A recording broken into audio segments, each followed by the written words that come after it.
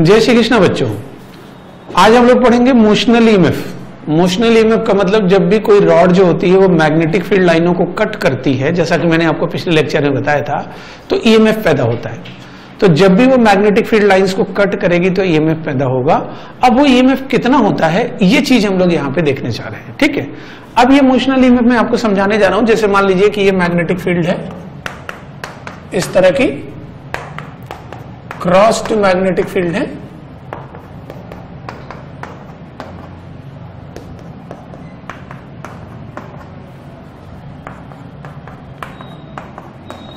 ये इस तरह की क्रॉस्ड मैग्नेटिक फील्ड है ऐसी, और एक कोई रॉड है जिसकी लंबाई L है, और ये रॉड इस मैग्नेटिक फील्ड के अंदर v वेलोसिटी से चल रही है। v वेलोसिटी से ये रॉड जा रही है, ये रॉड जा रही है, तो ये रॉड मैग्नेटिक फील्ड लाइनों को काट रही होगी भाई। जैसे मैग्नेटिक फील्ड लाइनें अंदर की तरफ है, क्रॉस्ड फील्ड लाइनें हैं, तो ये जब जा रही होगी तो ये लाइनें अंदर की तरफ, इन लाइनों को एक जैसे धागे जैसा मान लो कि बहुत सारे धागे ऐसे अंदर की तरफ जा रहे हैं, तो जब ये रॉड जा रही होगी तो इन धागों को कट कर रही होगी। तो जब भी कोई रॉड मैग्नेटिक फील्ड लाइंस को कट करती है, काटती है, तो रॉड के अंदर ईएमएफ पैदा होता है। जब भी कोई रॉड मैग्नेटिक फील्ड लाइंस को कट करेगी तो रॉड के अंदर ईएमएफ पैदा होता है। तो पहले तो देखें कि ये ईएमएफ क्यों होता है, कारण क्या है इस ईएमएफ का, ये समझें। तो देखिए ये ईएमएफ क्यों होता है पहले ये समझें। जैसे ये रॉड आगे की तरफ जा रही है तो इस रॉड के अंदर जो फ्री इलेक्ट्रॉन है, कंडक्टिंग रॉड है ये, तो इसके अंदर जो फ्री इलेक्ट्रॉन है उन पे फोर्स किधर लग रहा होगा जरा देखें। किसी भी मूविंग चार्ज के ऊपर जो फोर्स होता है क्यू वी क्रॉस बी। तो अब इसके अंदर जो फ्री इलेक्ट्रॉन है वो इधर जा रहे हैं, तो वेलोसिटी इधर है, मैग्नेटिक फील्ड अंदर की तरफ, तो वी क्रॉस बी ऊपर आएगा। तो वी क्रॉस बी ऊपर आएगा, चूंकि इलेक्ट्रॉन नेगेटिव चार्ज है तो उन पे फोर्स नीचे की तरफ लगेगा। तो अब इस पे नीचे की तरफ यहां इलेक्ट्रॉनों का जमावड़ा हो जाएगा, खूब सारे इलेक्ट्रॉन इकट्ठे हो जाएंगे यहां पर नीचे की तरफ, यहां पर इलेक्ट्रॉन इकट्ठे हो जाएंगे, क्योंकि V इधर है B इधर है, तो V क्रॉस B किधर आ जाएगा नीचे की तरफ। तो ये इलेक्ट्रॉन खूब सारे इकट्ठे हो जाएंगे और इस तरफ पॉजिटिव इलेक्ट्रॉनों की कमी हो जाएगी, तो इस तरफ पॉजिटिव चार्ज हो जाएगा। इसी को तो बैटरी कहते हैं। बैटरी में क्या होता है भाई, एक पॉजिटिव टर्मिनल होता है, एक नेगेटिव टर्मिनल होता है। तो यहां देखो अपने आप एक प्लस आ गया, एक माइनस आ गया। तो अब ये एक बैटरी की तरह बिहेव करने लग जाएगा, और उस बैटरी का ईएमएफ अभी हम निकालने जा रहे हैं। जब हम इसी रॉड का सर्किट इक्विवेलेंट बनाएंगे तो हम इसी रॉड को कुछ ऐसे दिखाते हैं। इस रॉड का अगर सर्किट इक्विवेलेंट, जब सर्किट में इसको प्रेजेंट करेंगे तो इसका सर्किट इक्विवेलेंट कुछ इस टाइप से आएगा। इस बैटरी का ईएमएफ ऐसे दिखाया जाएगा और इस रॉड का रेजिस्टेंस इस तरह से दिखाया जाएगा। फिर से समझिए, ये रॉड जो है ये मैग्नेटिक फील्ड लाइनों को काट रही है। जब ये मैग्नेटिक फील्ड लाइनों को कट कर रही है तो ऊपर की तरफ प्लस आ जाएगा, नीचे की तरफ माइनस आ जाएगा, ठीक है। और उसकी वजह से ये मैग्नेटिक फील्ड लाइनों को ये जो रॉड है वो कट करेगी तो इलेक्ट्रॉनों की फोर्स नीचे की तरफ लगेगा, तो ये नेगेटिव प्लेट हो गई, ये पॉजिटिव हो गई। अगर मैं इसको तार से जोड़ दूंगा तो भाई ये प्लस से माइनस तो करंट फ्लो करने लगेगा, तो ये एक बैटरी की तरह काम कर जाएगा। तो जब भी कोई कंडक्टिंग रॉड फील्ड लाइनों को, अच्छा काटना जरूरी है, कट करना जरूरी है। ये अगर ऐसे चलेगी तभी लाइनें कट होंगी। अगर ऐसे अंदर के, जैसे किसान फसल काटता है तो ऐसे काटता है ना, ऐसे थोड़ी काटता है, ठीक है, ऐसे काटना जरूरी है। तो जब भी कभी conducting rod magnetic field line को कट करेगी, कट वर्ड बड़ा इंपॉर्टेंट है, तो ईएमएफ पैदा होता है, जो मैं आपको पहले बता चुका हूं। ये भी मैंने बताया था, फैराडे के लॉ ने कहा था कि ये जो ईएमएफ होता है वो फ्लक्स के रेट ऑफ चेंज के बराबर होता है। जिस रेट से फ्लक्स कटता है उस रेट ऑफ चेंज के बराबर होता है। तो फ्लक्स कटने का रेट मैं यहां से निकालता हूं। फ्लक्स अगर यहां से काटा जाए तो मैं इस इंड्यूस्ड ईएमएफ को, चलो स्मॉल ई से दिखाते हैं हम लोग आमतौर पर। तो मान लेते हैं एक छोटा सा dt टाइम ले लेते हैं। एक dt टाइम लिया मैंने, तो वो जो dt टाइम मैंने लिया उस dt टाइम में ये कितना आगे बढ़ जाएगा, v वेलोसिटी से जा रहा है तो v dt ये आगे बढ़ जाएगा उस dt टाइम में, ठीक है। v dt आगे बढ़ जाएगा और जो ये एरिया स्वीप आउट करेगा, तो ये जैसे लंबाई तो L हो गई, चौड़ाई v dt हो गई, तो जो ये dt टाइम में एरिया स्वीप आउट करेगा उस एरिया की जो वैल्यू आएगी वो आ जाएगी L into V D T. तो जो एरिया स्वीप आउट करेगा वो L into V D T हो जाएगा। तो जो फ्लक्स काटेगा ये हो जाएगा B इंटू डी ए या B into L into V D T. ये d5 हो गया, dt इधर लाता हूं मैं, तो d5 बाई dt किसके बराबर हो जाएगा, BLV के बराबर हो जाएगा। तो इंड्यूस्ड ईएमएफ का जो हमारे पास फार्मूला आया वो ये आया, E is equal to BLV। फिर से सुने, जब भी कोई रॉड मैग्नेटिक फील्ड लाइनों को कट करती है, मैग्नेटिक फील्ड लाइनों को काटती है, तो मैग्नेटिक फील्ड लाइनों को जब भी कट करती है तो ईएमएफ पैदा होता है। ये जो ईएमएफ पैदा होता है, ये जो भी इंड्यूस्ड ईएमएफ आता है, ये BLV के बराबर आता है। कैसे आता है फिर से देखें, ये रॉड इधर जाएगी, इधर इलेक्ट्रॉन इकट्ठा हो जाएंगे, इधर पॉजिटिव चार्ज, तो इसी को बैटरी बोल दिया हमने। उस बैटरी का जो ईएमएफ आएगा BLV के बराबर आएगा। नोट करने वाली बात ये है कि ये जो फार्मूला BLV जब आता है ना, तो इसमें BLV तीनों आपस में परपेंडिकुलर होते हैं, तीनों आपस में। देखना, वेलोसिटी इधर है, रॉड की लंबाई इधर है, फील्ड अंदर की तरफ है, तीनों परपेंडिकुलर होंगे तभी ये फार्मूला बनेगा। अगर ये तीनों परपेंडिकुलर नहीं होंगे, कोई भी दो पैरेलल हो गए ना, तो उस कंडीशन में जो इंड्यूस्ड ईएमएफ आएगा जीरो आ जाएगा। रॉड अगर लाइनों को कट नहीं करेगी, पैरेलल हो गई तो काटेगी कैसे? वो तो परपेंडिकुलर होगी लाइनों के तभी काटेगी ना। तो अगर पैरेलल हो गई तो रॉड लाइनों को कट करेगी नहीं, कट नहीं करेगी तो फिर इंड्यूस्ड ईएमएफ नहीं आएगा। जो ये फार्मूला आया है BLV, ये तभी आया है जब ये तीनों परपेंडिकुलर है। वैसे अगर एक जनरल भी इसमें हम लोग फार्मूला बनाते हैं, अगर मान लीजिए कि तीनों का भी वेक्टर फॉर्म में दिए रहे, वेक्टर फॉर्म में BLV, ये तीनों अगर वेक्टर फॉर्म में दिए रहे, तब इंड्यूस्ड ईएमएफ का जो फार्मूला आता है वो आता है mod of B cross L dot V। ये फॉर्मूला आता है इंड्यूस्ड ईएमएफ का। अगर मान लिया जाए ऐसे कि ये तीनों परपेंडिकुलर नहीं, इनके बीच अलग अलग एंगल है, तो फिर इंड्यूस्ड ईएमएफ का जो जनरल फार्मूला हम लोग बनाएंगे, वैसे काम तो इसी से चल जाता है, लेकिन जनरल फार्मूला ये बन जाता है B cross L dot V। अच्छा, वैसे कुछ लोगों ने अभी वेक्टर स्केलर ट्रिपल प्रोडक्ट पढ़ा होगा, कुछ लोगों ने नहीं पढ़ा होगा, लेकिन उसकी एक प्रॉपर्टी मैं बताता हूं कि अगर जैसे ये, इसको हम लोग ट्रिपल प्रोडक्ट कहते हैं, स्केलर ट्रिपल प्रोडक्ट कहते हैं, क्योंकि इसमें रिजल्ट स्केलर आता है। तो इसमें होता क्या है कि इस तरह का जो अरेंजमेंट होता है, इसमें से अगर कोई भी दो वेक्टर पैरेलल हो गए तो ये E0 के बराबर हो जाएगा। यानी कि तीन में से कोई दो, BLV तीन हो गए, इन तीन में से कोई भी दो अगर पैरेलल हो गए तो फिर जो इंड्यूस्ड ईएमएफ होता है वो जीरो के बराबर हो जाता है। तो इस बात को मैं लिख रहा हूं, इसको नोट करेंगे आप। इफ, यहां लिख देता हूं मैं, if any two of three, bracket में B, L, V are parallel,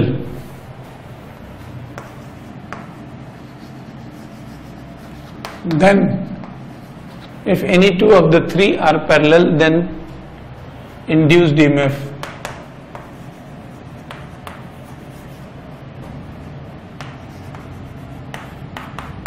is zero. Any two of the three are parallel, then induced EMF is a zero. अगर तीन में से कोई भी दो पैरेलल हो गए तो जो इंड्यूस्ड ईएमएफ आता है वो जीरो के बराबर आता है। तीन में से कोई भी दो, ये B और V पैरेलल हो जाएं, B या L पैरेलल हो जाएं, L या V पैरेलल हो जाएं, तो तीन में से, क्योंकि ये जो प्रोडक्ट है ना, इसे हम स्केलर ट्रिपल प्रोडक्ट कहते हैं। जिन लोगों ने पढ़ा होगा, नहीं भी पढ़ा होगा तो मतलब जान लें, इसे स्केलर ट्रिपल प्रोडक्ट कहते हैं। दो का क्रॉस, तीसरे का डॉट। तो इस स्केलर ट्रिपल प्रोडक्ट में अगर कोई भी तीन में से कोई भी दो जीरो हो गए, दो पैरेलल हो गए, तो जो इंड्यूस्ड आता है वो जीरो के बराबर आता है। ठीक है, अब ये तो एक सिंपल सी रॉड है, मैग्नेटिक फील्ड में चल रही है, तो उसका इंड्यूस्ड ईएमएफ BLV के बराबर हो गया। अब लेकिन जरूरी नहीं कि हम लोग रॉड की बात ही करें। कई बार कुछ ऐसे लूप्स होते हैं जो कंप्लीट नहीं होते हैं, आधे अधूरे लूप्स होते हैं, और वो मैग्नेटिक फील्ड के अंदर चलते हैं, तो उसके अंदर कितना ईएमएफ पैदा होगा, इसका एक बड़ा इंटरेस्टिंग सा रिजल्ट बनता है। ठीक है, तो मैं लिखने जा रहा हूं, हेडिंग डालने जा रहा हूं, motional EMF of incomplete loops.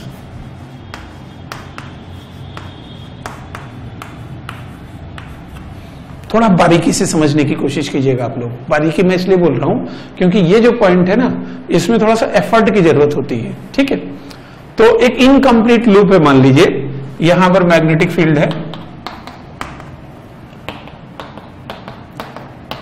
इस तरह की मान लीजिए कि मैग्नेटिक फील्ड है, और यहां पर कोई एक इनकम्प्लीट, आधा अधूरा, पूरा लूप नहीं है, कोई एक इनकम्प्लीट जो है लूप यहां पर है, मान लीजिए ऐसे, इस टाइप का कोई एक इनकम्प्लीट लूप,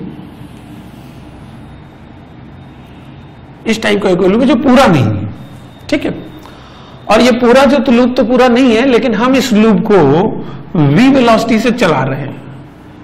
ये जो मैंने आपको लूप बनाया हुआ है, ये लूप पूरा तो नहीं है, हम इस लूप को v वेलोसिटी से चला रहे हैं।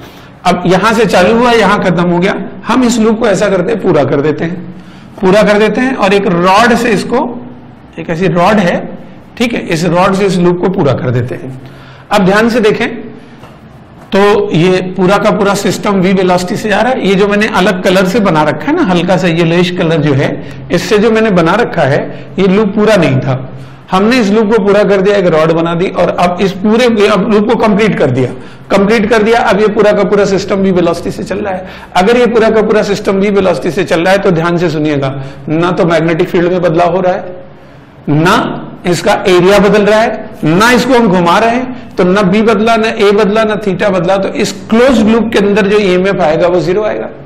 तो अगर इस क्लोज लूप में ईएमएफ जीरो आएगा, और अकेले इस रॉड के अंदर कितना आ रहा है, अकेले इस रॉड में, रॉड का तो इंड्यूस्ड ईएमएफ हम जानते ही हैं, तो अकेले इस रॉड के अंदर जो इंड्यूस्ड ईएमएफ आ रहा है वो BLV के बराबर आ रहा है। तो अगर इस रॉड में BLV है और पूरे का जीरो है, तो इसका मतलब इसमें भी इंड्यूस्ड ईएमएफ BLV के बराबर ही आएगा, क्योंकि पूरे का जीरो आना है, ना तो B बदल, पूरा ये लूप जब जा रहा है, ना तो B बदला, ना A बदला, ना थीटा बदला, तो अगर पूरे का इंड्यूस्ड ईएमएफ जीरो के बराबर आ रहा है, ठीक है, और अकेले इस रॉड का BLV आ रहा है, तो ये जो अलग कलर से मैंने लूप बना रखा है, इसका भी BLV आएगा, और दोनों का सेंस अपोजिट होगा।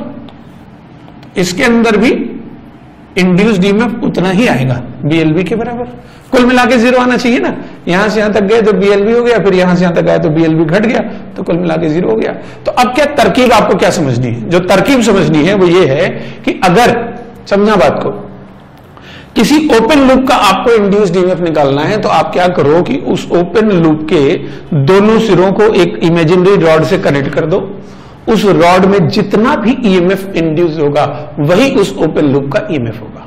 फिर से सुनिए, अगर आपको किसी ओपन लूप का, खुले हुए लूप का ईएमएफ चाहिए, तो लूप का शेप साइज मत देखो, उससे मत टेंशन लो, आप तो लूप के जो ओपन एंड्स हैं उनको किसी वायर से कनेक्ट कर दो, और वायर से कनेक्ट करने के बाद जो भी उस रॉड के अंदर ईएमएफ आएगा वही उस ओपन लूप का ईएमएफ हो जाएगा। ठीक है, चलिए, तो इस बात को मैं नोट कर दे रहा हूं, लिख दे रहा हूं, to find the EMF of open loop. To find the EMF of open loop, we connect the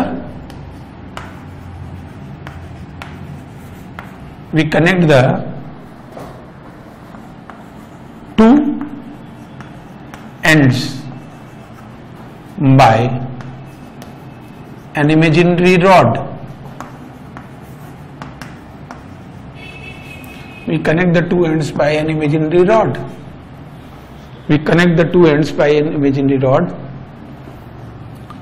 The EMF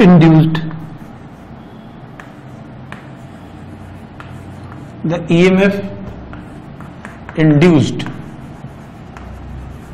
in the rod is equal to the EMF induced in the rod is equal to the EMF of loop. अगर आपको किसी भी open loop का EMF निकालना है और वो move कर रहा है कांस्टेंट वेलोसिटी से, तो आप तो उसके दोनों सिरों को एक रॉड से कनेक्ट कर दो, रॉड के अंदर जो EMF पैदा होगा वही उस ओपन लूप का EMF हो जाएगा। तो मोशनल ईएमएफ की वैल्यू BLV के बराबर होती है अगर B और L और V तीनों परपेंडिकुलर हैं। तो इस पे कुछ सवाल बनते हैं, छोटे छोटे सवाल मैं आपको कराऊंगा, जिससे कि आप इस तरह के सवालों पे कॉन्फिडेंस पा जाएं। जैसे मान लीजिए कि ये एक सेमी सर्कल है, इसका रेडियस R है, सेमी सर्कल का रेडियस R है, और जो मैग्नेटिक फील्ड है, मैग्नेटिक फील्ड जो है वो अंदर की तरफ है, हर जगह बनी हुई मैग्नेटिक फील्ड। चलिए मैं हर जगह बना दे रहा हूँ, कोई ये ना सोचे कि एक ही जगह है, मैग्नेटिक फील्ड अंदर की तरफ है, और हम इसको v वेलोसिटी से ले जा रहे हैं, इस तरह से v वेलोसिटी से ले जा रहे हैं, और इसका नाम है ABC। ठीक है, तो क्वेश्चन यही है, find the EMF induced in semi circle ABC. Find the EMF induced in the semicircle ABC. इस सेमी सर्कल ABC में कितना EMF पैदा होगा? तो इसका नियम अभी अभी मैंने आपको बताया कि आपको कुछ नहीं करना है, आपको सिंपली क्या करना है कि जो दोनों आपको किसी भी शेप साइज का हो उससे मतलब नहीं है, आप तो उसके दोनों एंड्स को एक वायर से जोड़ दो। जैसे ये है तो इसके दोनों सिरों को एक तार से जोड़ दो, इसके दोनों सिरों को हमने एक तार से जोड़ दिया। अब तार से जोड़ने के बाद ठीक है, जब हमने इसको एक तार से जोड़ा तो मान लिया ये वेलोसिटी v के बराबर है और ये जो लंबाई है ये 2r के बराबर है। ठीक है, तो ये वेलोसिटी v के बराबर है, लंबाई 2r के बराबर है। तो अब आप देखेंगे तो अगर ये v वेलोसिटी से चल रहा है और 2r इसकी लंबाई है तो लंबाई और वेलोसिटी दोनों सेम डायरेक्शन में आ गए ना। ये इसके बजाय हमने एक रॉड ले ली, तो ये रॉड जो है जिधर उसकी लेंथ है उधर ही उसकी वेलोसिटी है। तो अगर तीन में से कोई भी दो पैरेलल हो जाते हैं तो इंड्यूस्ड ईएमएफ 0 आ जाता है। तो इस केस में इंड्यूस्ड ईएमएफ 0 होगा। आपको बताया था ना तीन होते हैं BLV, तीन में से कोई भी दो पैरेलल हो गए तो इंड्यूस्ड ईएमएफ 0 हो जाएगा। ठीक है, अब एक और सवाल ऐसा ही सेम यही है, सब कुछ यही है।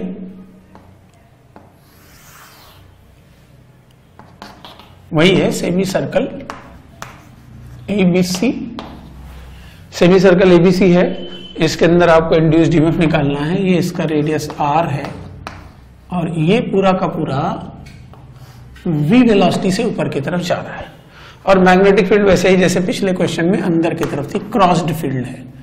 फील्ड में B0 बोल दे रहा हूं, मैग्नेटिक फील्ड B0 है, अंदर की तरफ है। और ऐसा नहीं कि सिर्फ यहीं पे फील्ड है, हर जगह फील्ड है, यहां यहां यहां यहां यहां यहां यहां सब जगह फील्ड है और ये B0 के बराबर है। तो आपको बताना है find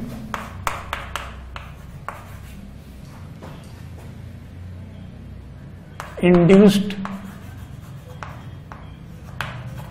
EMF, find induced EMF in semicircle ABC. Find induced EMF in semicircle ABC. semicircle ABC जो है उसके अंदर induced EMF बताएं। ठीक है, तो induced EMF in semicircle ABC। अब आपको क्या करना है, आपको ये सब नहीं सोचना कि सेमी सर्कल है कि क्वार्टर सर्कल है कि फलाना है। आपको तो सिर्फ इतना देखना है कि दोनों सिरों को आप एक रॉड से ज्वाइन कर दें। इसके जो दो सिरे थे A और C, इसको मैंने एक रॉड से ज्वाइन कर दिया। ये रॉड की लंबाई अगर मैं L मानूं तो L की वैल्यू 2R आ गई। अब देखें मैग्नेटिक वेलोसिटी इधर हो जाएगी इस रॉड की और मैग्नेटिक फील्ड अंदर की तरफ है, मैग्नेटिक फील्ड अंदर की तरफ है, वेलोसिटी इधर है, लंबाई इधर है, तीनों आपस में परपेंडिकुलर हो गए। तो तीनों आपस में परपेंडिकुलर हो गए तो हम आसानी से फॉर्मूला BLV लगा देंगे। BLV, L की वैल्यू आ जाएगी 2R इंटू V, तो 2BRV के बराबर आ जाएगा। तो अगर आप ABC जो टुकड़ा है इस ABC टुकड़े के अंदर इंड्यूस्ड ईएमएफ देखेंगे तो 2BRV के बराबर हो जाएगा। ठीक है, इसी के अंदर एक और सवाल बनता है, find EMF induced in quarter circle. Find EMF induced in quarter circle AB. Find EMF induced in quarter circle AB. एक चौथाई सर्कल है AB जो है, ये क्वार्टर सर्कल है, एक चौथाई। इसके अंदर कितना EMF पैदा होगा? तो अब अगर हमें इसके अंदर EMF निकालना है तो 2 मिनट का समय लेके आप खुद से सॉल्व करिएगा, फिर RS का सॉल्यूशन देखिएगा। तो अगर आपको सेमी सर्कल AB में अगर आपको इंड्यूस्ड EMF निकालना है तो उसके लिए आपको क्या करना पड़ेगा कि जो इंड्यूस्ड EMF AB है उसकी चिंता नहीं करनी है। हम तो क्या करेंगे, दोनों सिरों को ज्वाइन कर देंगे। दोनों सिरों को हमने ज्वाइन कर दिया ऐसे, तो जो रॉड आई अगर मैं उसकी लंबाई L बोलूं तो L कितना हो जाएगा बताओ? L हो जाएगा √2R। L आ गया। अगर इन दोनों सिरों को मैं मिला दूंगा तो उसकी लंबाई √2R हो जाएगी और ये चीज जा रही V वेलोसिटी से। ये एंगल होगा 45 डिग्री। थोड़ा ध्यान से देखेंगे तो अब मैग्नेटिक फील्ड अंदर की तरफ है। इस बार ये तीनों परपेंडिकुलर नहीं आ रहे हैं, लेकिन BLV लंबाई और मैग्नेटिक फील्ड तो परपेंडिकुलर है लेकिन वेलोसिटी 45 बना रही। तो हम क्या करेंगे, वेलोसिटी का ये वाला कंपोनेंट ले लेंगे V sin 45 यानी V/√2, और ये वाला भी कंपोनेंट इधर ले लेंगे V/√2। जो वेलोसिटी का ये वाला कंपोनेंट होगा लेंथ के लॉन्ग, ये यूजलेस होता है, इसके कारण ईएमएफ नहीं आता। ईएमएफ हमेशा परपेंडिकुलर के कारण आता है। तो जो वेलोसिटी थी उसका जो इस डायरेक्शन में कंपोनेंट है वो तो यूजलेस है, इसका कोई इस्तेमाल ही नहीं है। यही वाला कंपोनेंट जो परपेंडिकुलर होता है दोनों के, वही वाला ईएमएफ पैदा करता है। तो परपेंडिकुलर कंपोनेंट v/√2 के बराबर है। तो अगर मैं इसका इंड्यूस्ड ईएमएफ लिखूंगा तो ये हो जाएगा b इंटू एल की जगह हो जाएगा √2r और v की जगह हो जाएगा v/√2। तो ये हो जाएगा BRV के बराबर, ये BRV के बराबर हो जाएगा। तो AB टुकड़े में जो इंड्यूस्ड ईएमएफ आएगा BRV के बराबर आएगा। कई बार ये भी पूछते हैं कि जो बैटरी बनेगी उसका प्लस किधर आएगा माइनस किधर आएगा। तो आप देखें V क्रॉस B, वेलोसिटी इधर है, B अंदर, तो V क्रॉस B इधर आ रहा है यानी प्लस इधर आ जाएगा। तो जो भी आपकी बैटरी बननी थी उसका प्लस इधर आएगा, माइनस इधर आएगा। उसी तरह से इसके अंदर देखें, इस वाले AB टुकड़े में देखें V क्रॉस B, वेलोसिटी इधर है, B अंदर की तरफ है, तो इधर ही आएगा प्लस, तो इसका भी प्लस इधर आ जाएगा। तो कुल मिला के ये आ जाएगा और इसका इंड्यूस्ड ईएमएफ आएगा BRV। इसी तरह से अगर आप इतने टुकड़े का BC का निकालेंगे ना तो BC का भी इतना ही इंड्यूस्ड ईएमएफ आएगा और वो भी BRV के बराबर आ जाएगा। BC जो टुकड़ा है ये B से C तक का टुकड़ा, ये भी क्योंकि कुल का 2BRV आना था तो BRV इसका आएगा, BRV इसका आएगा, तभी टोटल BRV के बराबर इंड्यूस्ड ईएमएफ इसके अंदर पैदा हो पाएगा। बहुत बढ़िया बढ़िया सवाल मोशनल ईएमएफ पे दूंगा मैं आपको। एक ये बड़ा सिंपल सा क्वेश्चन आ रहा है आपके सामने कि ये एक करंट कैरिंग वायर है जिसके अंदर करंट आई है और ये करंट कैरिंग वायर जो है इससे कुछ दूरी पर यानी d दूरी पर एक रॉड है AB जो कि v वेलोसिटी से जा रही है। ठीक है, इस वायर में इनफाइनाइट वायर है और ये रॉड v वेलोसिटी से जा रही है। तो क्वेश्चन इसके अंदर यही है, find EMF in rod AB at the moment shown।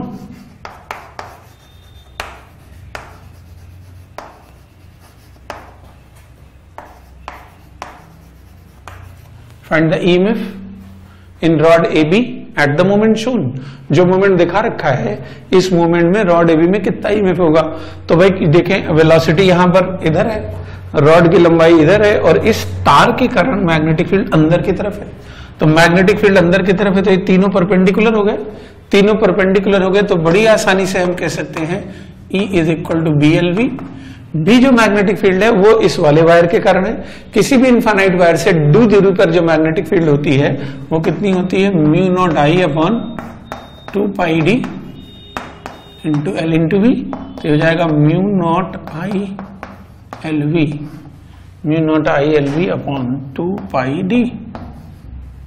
ये इंड्यूस्ड ईएमएफ की वैल्यू आ जाएगी। तो इस तरह से हम लोग इसमें इंड्यूस्ड ईएमएफ निकाल सकते हैं।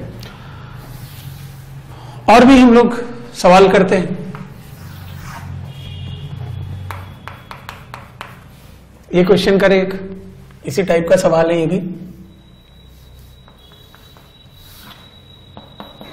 ये एक इनफाइनाइट रॉड है, ये डिस्टेंस AB जो रॉड है इसकी लंबाई L है और ये इस इनफाइनाइट वायर में करंट आई जा रहा है और ये दूरी मैंने D मान ली, ये दूरी मैंने D के बराबर मान ली। और ये जो AB रॉड है इस रॉड को हम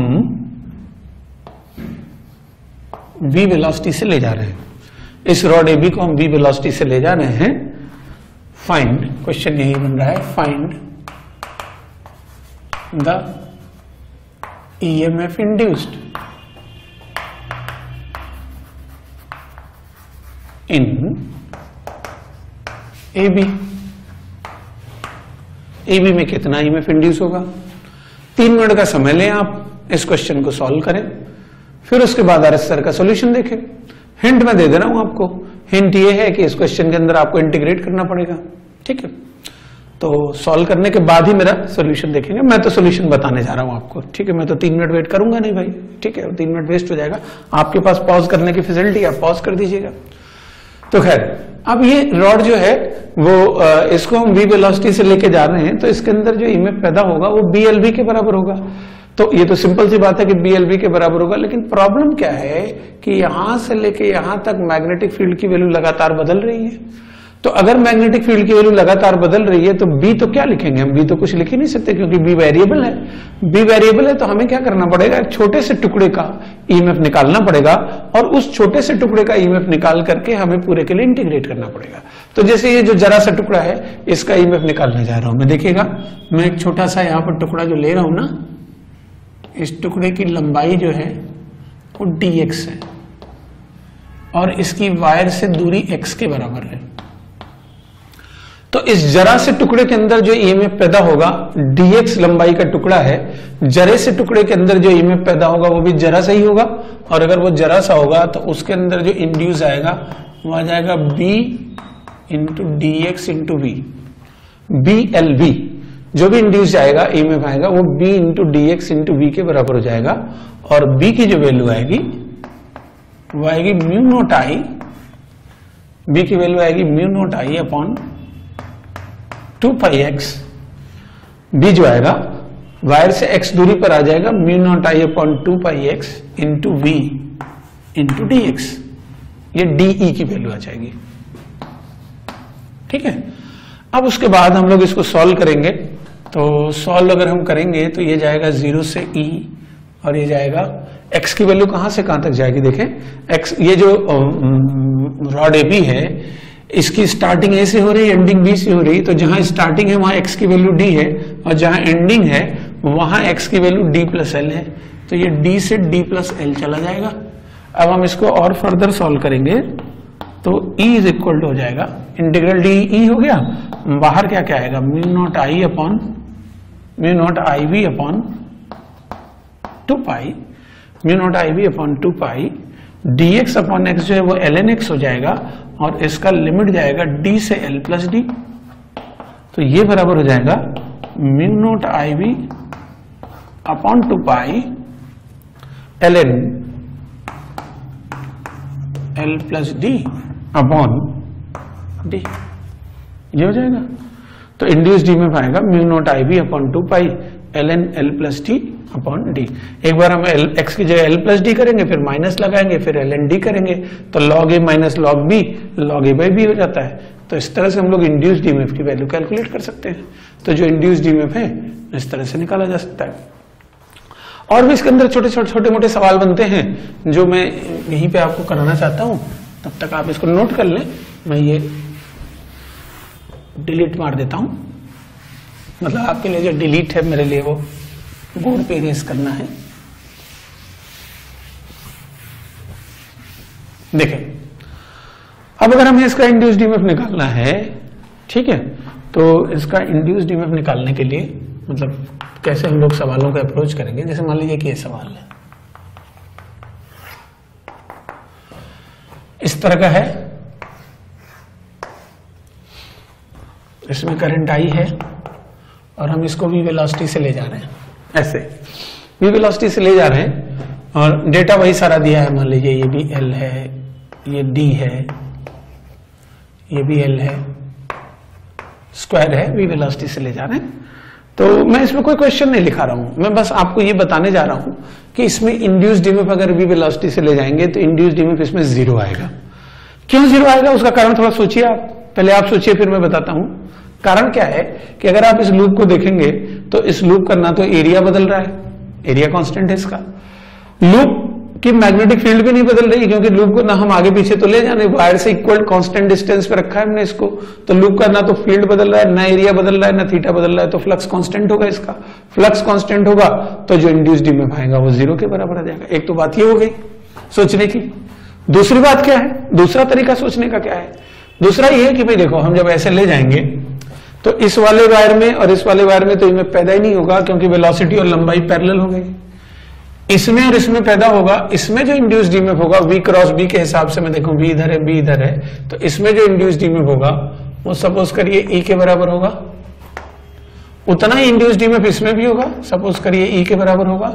अब जैसे मान लीजिए टोटल इंड्यूस डीएमएफ निकालना है तो जैसे इस वाले में e के बराबर होगा, इस वाले में भी e के बराबर होगा, लेकिन अगर मुझे टोटल इस लूप का निकालना है तो यहां से यहां तक जाऊंगा तो e बढ़ेगा, फिर कुछ नहीं होगा, फिर e घट जाएगा, फिर वहां पहुंचूंगा तो टोटल 0 हो जाएगा।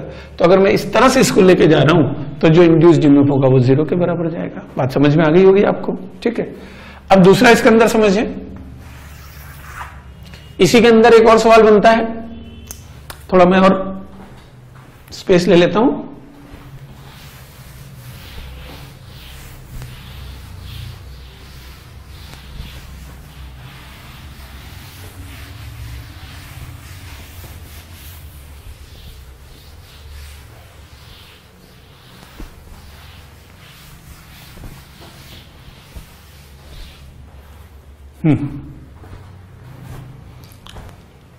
एक ये सवाल बन रहा है,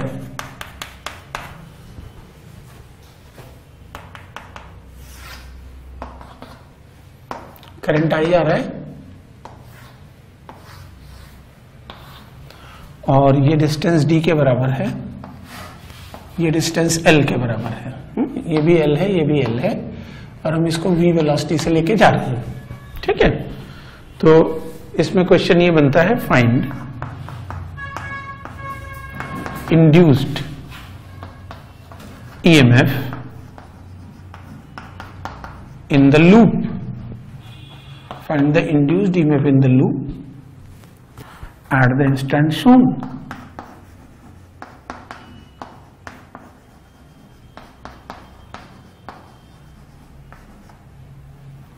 Find induced EMF in the loop at the instant shown.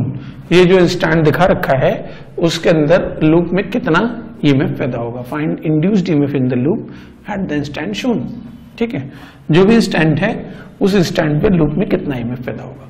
तो आप तो ऐसा करें कि 2 मिनट का समय लें, इसको सॉल्व करें, सॉल्व करके देखें, नहीं हो रहा है तो फिर RS सर का सोल्यूशन देखें।